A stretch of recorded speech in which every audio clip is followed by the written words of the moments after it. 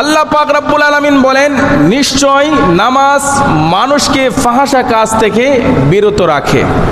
যেই ব্যক্তিটা খুশু খুজু মেনে 5 ওয়াক্ত নামাজ আদায় করবে, ওই ব্যক্তিটা সহজে অন্যায় কাজ করতে পারে না। সুবহানাল্লাহ বলবেন না?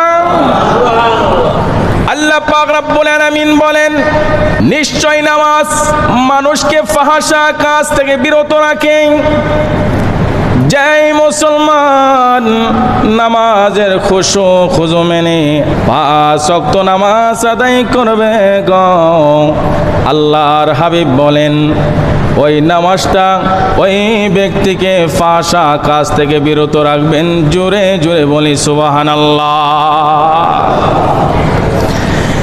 এবার প্রশ্ন আসতে পারে, হুজুর আমি দেখেছি 5 ওয়াক্ত নামাজ পড়তেছে, আবার মিথ্যা কথাও বলতেছে, 5 ওয়াক্ত নামাজ পড়তেছে, আবার সুদও খাইতেছে, আছে না নাই? থাকলে বললেন, না থাকলে অসুবিধা নাই। 5 ওয়াক্ত নামাজ পড়ে মিথ্যা কথাও বলে, এমন আছে না নাই? 5 ওয়াক্ত নামাজ পড়ে আবার অন্যকে অন্যায়ভাবে গালিগালাজ করে, ঝগড়া ফসাদ সৃষ্টি করে। আল্লাহ তো বলেছেন নামাজ মানুষকে ফাহাশা কাজ থেকে বিরত রাখবেন। ওই মানুষটা নামাজ পড়ার পরে কিসের জন্য মিথ্যা কথা বলে, কিসের জন্য সুদ খায়, ঘুষ খায়? নামাজ পড়ার পর ওই ব্যক্তিটা কিসের জন্য ফাহাশা কাজ করে, খারাপ কাজ করে? এটার উত্তর হলো, ওই ব্যক্তিটা নামাজ পড়ে নামাজের খুশু খুজু ঠিক করে নামাজ আদায় করে না।